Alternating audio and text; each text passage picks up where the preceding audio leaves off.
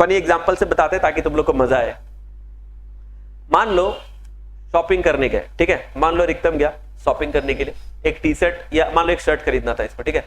तो ये मॉल में गया, बहुत सारे शर्ट्स का कलेक्शन था, उसमें से इसने एक शर्ट उठाया हैंगर से, घुमा फिरा के देखा, बढ़िया लग रहा है, डिजाइन अच्छा है, कलर अच्छा है, टेक्सचर अच्छा है। इसने जाके उसे ट्रायल रूम में ट्राई करके देखा कि हाँ फिटिंग वगैरह भी बढ़िया आ रहा है, मेरे पे अच्छा लग रहा है। फाइनली क्या किया, ये वो शर्ट लेकर जाता है काउंटर पे और बोलता है पैक कर दीजिए।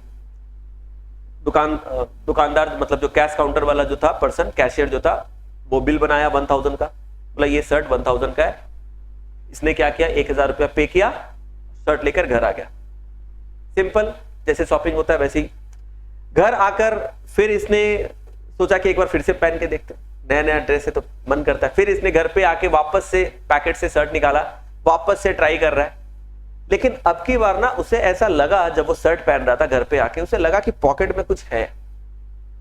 अचानक उसने पॉकेट में ध्यान दिया तो उसने देखा पॉकेट में एक नोट है। जैसे उसने निकाला देखा कि ये 500 रुपए का नोट है। अब वो शॉक, अरे ये क्या, शर्ट के पॉकेट में से इसे 500 का नोट मिल गया। मजा एकदम है ना, अनएक्सपेक्टेड। अरे शर्ट में से 500 का नोट, अब ये क्या है बताओ, ये फ्री फोकट का कमाई हो गया, फोकटिया इनकम है कि नहीं, अनएक्सपेक्टेड इनकम। क्या इसे पहले से पता था कि उस शर्ट के पॉकेट में 500 का नोट है और वो डिलिबरेटली वो नोट वाला शर्ट लिया था? नहीं, वो तो बहुत सारे शर्ट्स में से वो एक शर्ट को सिलेक्ट किया, उसे जो अच्छा लगा उसने एक शर्ट को सिलेक्ट किया और जाके ट्रायल वायल करके देखा, उसे कलर डिजाइन पैटर्न अच्छा लगा, फिटिंग अच्छा लगा, फाइनली उसने सिलेक्ट करके पैसा देके ले लिया 1000 रुपया। घर में जब आया तो अचानक से उसे दिखा कि इसके अंदर एक नोट पड़ा हुआ है। जब निकाला तो पता चला 500 का नोट है। ये अनएक्सपेक्टेड इनकम है, अचानक से इसे पता चला, पहले से नहीं पता था। अब क्योंकि इसे मिल गया 500 रुपया, बैठा बिठाया फोकट का इनकम हो गया। अब बताओ इसके लिए उस शर्ट का कीमत कितना हुआ? एक तरीके से 500। हालांकि इसने खरीदा था कितने में, 1000 में खरीदा था, इसने खरीदा था 1000 में, पर क्योंकि अचानक से बैठा बैठाया इसे अनएक्सपेक्टेड 500 रुपया का नोट मिल गया उसी शर्ट से, तो एक तरीके से इसका कॉस्ट कम हो गया ना। अब इसके हिसाब से इसने 1000 रुपया दिया, 500 रुपया घूम फिर के किसी बहाने वापस आ गया और इसके लिए कॉस्ट पड़ गया उस शर्ट का 500। एक तरीके से 500 में शर्ट मिल गया। सेम चीज होता है कंपनी में भी, सेम चीज होता है कंपनी में भी। मान लो तुमने किसी कंपनी का इक्विटी शेयर खरीदा, ठीक है, ध्यान से सुनना, बहुत इंटरेस्टिंग है। किसी कंपनी का तुमने क्या खरीदा, इक्विटी शेयर खरीदा। तुमने अगर किसी कंपनी का इक्विटी शेयर खरीदा और खरीदने के बाद तुम्हें क्या मिला, डिविडेंड। क्या मिला, डिविडेंड। तुम बोलोगे सर इसमें क्या बात है, शेयर खरीदेंगे तो डिविडेंड तो मिलेगा ही। बिल्कुल सही, शेयर खरीदेंगे तो डिविडेंड तो मिलेगा ही। लेकिन मजेदार बात यह है कि मान लो तुमने इक्विटी शेयर खरीदा और कंपनी ने इक्विटी शेयर खरीदने के बाद तुम्हें डिविडेंड दिया, और मजेदार बात यह है कि डिविडेंड तुम्हें पिछले साल का मिला है, उस साल का जब तुम्हारे पास वो शेयर था ही नहीं।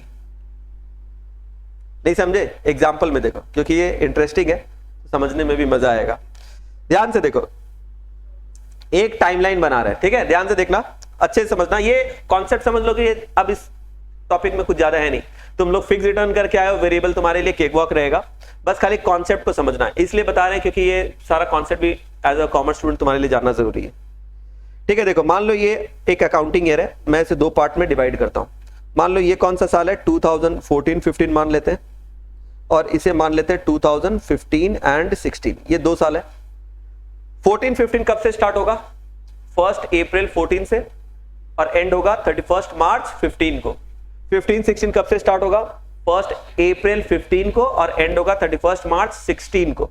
ठीक है, जब ये साल कंप्लीट होगा 2014-15, तुम मुझे बताओ ये साल 2014-15 जब ये कंप्लीट होगा, कंप्लीट होने के बाद क्या होगा, कंप्लीट होने के बाद 31 मार्च आएगा, 31 मार्च 2015 आएगा, और 31 मार्च 2015 को क्या होगा, कंपनी का बुक्स ऑफ अकाउंट क्लोज होगा, फाइनेंशियल स्टेटमेंट बनेगा, कंपनी का प्रॉफिट डिसाइड होगा कितना है, फिर प्रॉफिट के बेसिस पे डायरेक्टर्स क्या करेंगे, डायरेक्टर्स मीटिंग करेंगे, मीटिंग करने के बाद वो लोग एक प्रपोज डिविडेंड का रेट डिसाइड करेंगे, फिर एजीएम होगा, एजीएम होने के बाद शेयर होल्डर उसे अप्रूव करेंगे, तब जाके फाइनली इक्विटी शेयर होल्डर को डिविडेंड मिलेगा। तुम्हें लगता है क्या कि इतना सारा काम अचानक से एक दिन में हो सकता है? नहीं। तो ये जो साल है 2014-15, इस साल का जो भी प्रॉफिट हुआ है उसका पहले अकाउंटिंग किया जाएगा, बुक्स ऑफ अकाउंट बनाया जाएगा, फाइनेंशियल स्टेटमेंट बनाया जाएगा, फिर ऑडिटिंग होगा, फिर डायरेक्टर्स बोर्ड मीटिंग करके प्रपोज डिविडेंड करेंगे, फिर एजीएम में अप्रूव होगा, फिर पेमेंट होगा। ये सब होने में ही 2-3-4 महीना लग जाता है। ये सब होने में ही 2-3-4 महीना लग जाता है। ऐसा नहीं है कि 31 मार्च को बुक्स क्लोज किए, संग संग प्रॉफिट निकाले, संग संग डिविडेंड उसी दिन पे कर दिए, ऐसा नहीं होता है।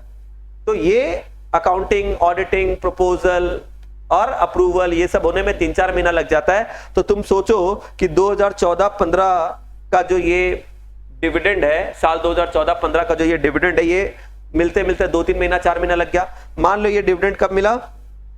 2015-16 में मिला। मान लो कि 1 जुलाई को, कब मिला? 1 जुलाई 2015 को मिला। 1 जुलाई 2015 को डिविडेंड मिला। किसका डिविडेंड मिला? पिछले साल 2014-15 का। पिछले साल 2014-15 का डिविडेंड तुम्हें मिला अगले साल 15-16 में 1 जुलाई को। और तुमने क्या हुआ, तुमने ना ये जो है, मान लेते हैं फॉर एग्जांपल तुमने 1000 इक्विटी शेयर खरीदा था। तुमने 1000 इक्विटी शेयर खरीदा था। कब खरीदा था? मान लेते हैं तुमने 1 अप्रैल को खरीदा, 1 अप्रैल 2015 को खरीदा। तो देखो ध्यान से, तुमने 1 अप्रैल 2015 को तुमने 1000 इक्विटी शेयर खरीदा इस कंपनी का, ठीक है, जिसका फेस वैल्यू मान लो कितना था? मान लो फेस वैल्यू था 10 रुपीज। तो तुमने 1000 इक्विटी शेयर खरीदा जिसका फेस वैल्यू था 10 रुपया। कब खरीदा? 1 अप्रैल को। तुमने 1 अप्रैल को खरीदा, मतलब तुम शेयर होल्डर कब बने? 1 अप्रैल को। उसके पहले तुम्हारे पास शेयर नहीं था, उसके पहले तुम कंपनी के शेयर होल्डर नहीं थे, ठीक है। जैसे ही तुमने 1 अप्रैल को इक्विटी शेयर खरीदा, तुम शेयर होल्डर बन गए, और उसके ठीक कुछ दिन के बाद 3 महीना बस बीता, अप्रैल मई जून 3 महीना बीता, और 1 जुलाई को कंपनी ने अनाउंस किया कि हम लोग 10% डिविडेंड देने वाले हैं पिछले साल का। हम लोग 10% डिविडेंड देने वाले हैं पिछले साल का, ये कंपनी ने अनाउंस किया और पे कर दिया। तो तुमने अप्रैल को खरीदा था 2015 में, 3 महीना सिर्फ तुमने रखा, अप्रैल, मई और जून, और जुलाई के 1 तारीख को कंपनी ने क्या किया? 10% के रेट से, 10% के रेट से, मान लो कंपनी ने क्या किया? 10% के रेट से डिविडेंड दे दिया। कंपनी ने मान लो 10% के रेट से डिविडेंड दे दिया। अब मजेदार बात यह है कि ये डिविडेंड कौन से साल का है? 2014-15। ये उस साल का डिविडेंड तुम्हें मिल रहा है जिस साल तो तुम शेयर होल्डर ही नहीं थे। जिस साल तुम शेयर होल्डर नहीं थे, उस साल का तुम्हें डिविडेंड, मतलब बिना शेयर होल्ड किए तुम्हें डिविडेंड मिल गया। देखो, रिटर्न कब मिलना चाहिए? जब तुम इन्वेस्ट करोगे। जब तुम इन्वेस्ट करोगे, इन्वेस्टमेंट को होल्ड करोगे, तब तो तुम्हें डिविडेंड मिलेगा ना, तभी तो तुम्हारा डिविडेंड का राइट है। जिस दिन तुम शेयर होल्डर बने, उस दिन से तुम्हारा डिविडेंड का राइट है, क्योंकि तुमने इन्वेस्टमेंट को होल्ड किया। पर जिस पीरियड में ना तुम शेयर होल्डर थे, ना जिस पीरियड में तुम्हारे पास इन्वेस्टमेंट था, तुमने कोई इन्वेस्टमेंट होल्ड भी नहीं किया, पर बैठा बिठाया, उसका तुम्हें क्या मिल गया? डिविडेंड मिल गया। तो ये फोकटिया इनकम हो गया। ये तो किसी को पता था नहीं। ये क्या पहले से किसी को पता? तुम जब इन्वेस्टमेंट खरीद रहे थे 1 अप्रैल को, तुमको क्या पता था कि तुम्हें कितना रेट से डिविडेंड मिलेगा पिछले साल का? ये वो किसी को पहले से पता नहीं होता। इक्विटी शेयर का तो यही बात है ना, किसी को पहले से रेट वेट कुछ नहीं पता होता। तो ये अचानक से तुम्हें डिविडेंड मिला पिछले साल का, जब तुम शेयर होल्डर थे ही नहीं, जब तुम्हारे पास ये इन्वेस्टमेंट था ही नहीं। तो इन्वेस्टमेंट को अक्वायर करने के पहले के पीरियड का जो डिविडेंड होता है ना, इसको बोलते हैं प्री एक्विजिशन डिविडेंड। इसे क्या बोलते हैं हम लोग? Pre acquisition dividend. क्या बोलते हैं इसको हम लोग? Pre acquisition dividend. क्यों? क्योंकि ये उस पीरियड का डिविडेंड है जिस पीरियड में तुमने इन्वेस्टमेंट को अक्वायर ही नहीं किया था। तो एक्विजिशन से पहले का डिविडेंड है। अब एक चीज बताओ, डिविडेंड तुम्हें कितना मिलेगा? बताओ अंकिता, बताओ कितना डिविडेंड मिलेगा तुम्हें? हम लोग को पता है शेयर हो या डिविडेंड हमेशा फेस वैल्यू पे मिलता है। तो तुम्हारे पास ध्यान से देखो, 1000 शेयर है जिसका फेस वैल्यू है 10 रुपया करके, यानी कि टोटल फेस वैल्यू कितना हो गया? 10,000। और 10% अगर रेट ऑफ डिविडेंड है तो 10,000 का 10% मतलब तुम्हें डिविडेंड कितना मिलेगा 1,000, 1,000 रुपए का तुम्हें डिविडेंड मिलेगा, 1,000 रुपए का तुम्हें डिविडेंड मिलेगा। मान लो तुमने जो ये खरीदा था ना, तुमने जो ये 1,000 इक्विटी शेयर खरीदा था, मान लो फॉर एग्जांपल तुमने खरीदा था 8.5 रुपया करके पर शेयर। 10 रुपया तो फेस वैल्यू है, पर तुमने परचेस किया था कितने में, फॉर एग्जांपल 8.5 रुपया में परचेस किया था, तो तुम्हारा कॉस्ट कितना पड़ा, 1,000 इक्विटी शेयर तुमने खरीदा था 8.5 रुपए करके, तो तुम्हारा कॉस्ट कितना पड़ा 8,500 तुम्हारा टोटल कॉस्ट पड़ा, 8,500 तुम्हारा टोटल कॉस्ट पड़ा। लेकिन इन्वेस्टमेंट खरीदने के बाद 3 महीने के अंदर अंदर तुम्हें 1,000 का डिविडेंड मिल गया, और ये भी वैसा डिविडेंड जब तुम्हारे पास इन्वेस्टमेंट था ही नहीं, यानी कि प्री एक्विजिशन डिविडेंड। तो बैठा बैठाया फोकट का डिविडेंड मिल गया, फोकटिया इनकम हो गया। ये फोकटिया इनकम से क्या होगा, तुम्हारा कॉस्ट कम हो जाएगा। बताओ तुम्हारा इन्वेस्टमेंट का नेट कॉस्ट कितना हो गया, 7,500।